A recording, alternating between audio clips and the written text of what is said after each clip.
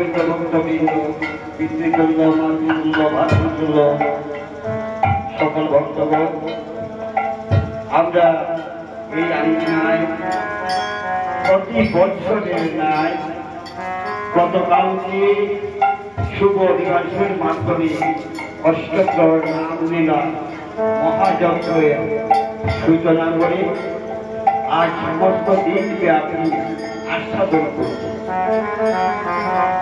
কাল অধিবাসও আমরা শুনেছি, গৌর কৃপা করে এসেছিলেন তার নিজের কোনো কাজের জন্য না।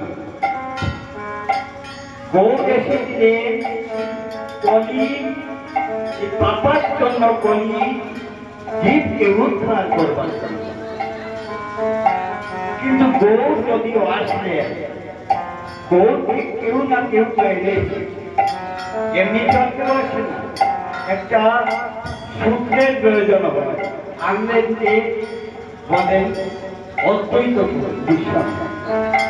অদ্বৈত গোস্বামী যখন দিব্য দৃষ্টিতে কলির জীবের দূর অবস্থা দর্শন করলেন,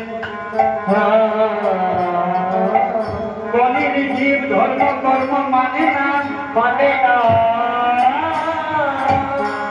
সদা নিজেকে নিয়ে মস্ত, নানান কুকর্মে অর্থ ব্যয় করে।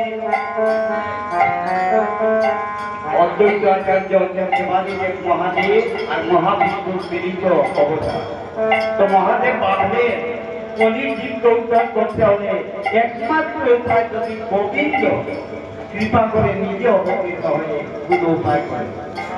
তাই বললেন কি, চাকরি তো আসবেন না, এই আঙ্গিনায় যে গৌরকে আমন্ত্রণ করা হয়েছে, আপনি এই আমন্ত্রণ করা মাত্রই এসেছে না, তার আগে অনেক চেষ্টা করতে হয়েছে, অনেক কষ্ট করতে হয়েছে, আয়োজন করতে হয়েছে।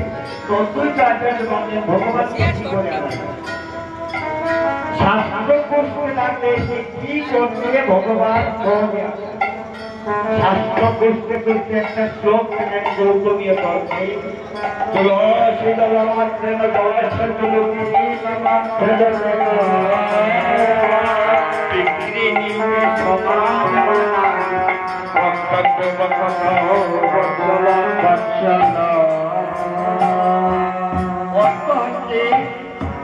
ভগবান বলছেন আমি এক বিন্দু জল আর একটা তুলসী পাতার বিনিময়ে ভক্তের কাছে বিক্রি হয়ে যায়। দেখুন, আমরা তো ধর্মের অনেক কাজ করি, কেউ কীর্তনযোগ্য নেই, কেউ বিষ্ণুর পূজা নেই, আরো কত কিছু। আমাদের কাছে ভগবান দোনা দেন, অথচ কত সহজ উপায় বলে কি, কিছু লাগবে না, কিন্তু জল আর একটা তুলসী। কিন্তু সেটাও এই তো আমরা কাজ আছে না কেন না, সেটা দেবার মতো দিই না, আমরা দেই আমাদের শান্তি তার জন্য না। এবং আমাদের ভক্তিরও ভগবান ভক্তির কান্না বলেছে, আমি কিছু চাই না, ভক্তি বলে এক বিন্দু জল দিল আমি সন্তুষ্ট হয়ে যাই। কিন্তু আমরা এক বিন্দু জল আর একটা তুলসী পত্র দিতে আমাদের দ্বারা সম্ভব হয় না। আর আমরা ভগবান সাধন করে অদ্বৈত আচার্য এবং দেখবেন আমরা প্রত্যেক বছর এই আঙ্গিনায় কীর্তন শ্রবণ করি, এই কাজ করতে এই বাড়িতে হয়, দুটো কালী বাড়িতে হয়, আরো হয় কীর্তন আমরা সবাই শুনি। শিখিলাম নিজের মনকে কষ্ট করতেন যে এত কীর্তনে যায়, আমরা জানলাম কি আর শিখলাম কি। দেখবেন কিছু হবে না, দেখবেন জীবনে কিছু পাইনি। কেন পাইনি? মন দিয়ে শুনি। কীর্তনে গিয়েছি, কেউ গিয়েছি প্রসাদের সময়, আমাদের প্রত্যেক জায়গায় দেখি প্রসাদের সময় দুপুর বেলা দেখা মানুষ কন্ট্রোল করা সম্ভব হয় না, সারাদিন মানুষ।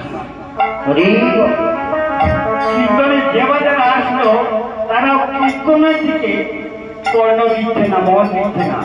কীর্তনী নাচছে কেমন সেটা, আর একজন অপরজনকে জিজ্ঞেস করছে, তোমার ছেলেটা এসেছে আর শুনেছ ওই বাড়ির ছেলেটা পালিয়ে গেছে।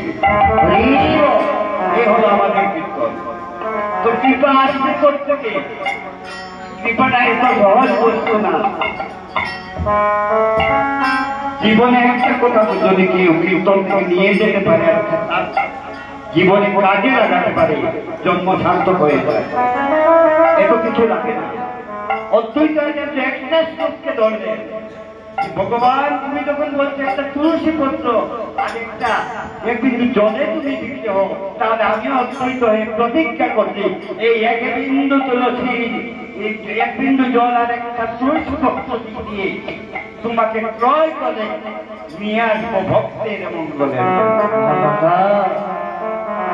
বলেন প্রতিদিন গঙ্গায় গিয়ে জল আর তুলসী দিয়ে অর্ঘ দিতে লাগবে না, ডাকতে লাগবে ওটা গঙ্গা জল তুলসী পত্র প্রিয় মাতে তুলসী পত্র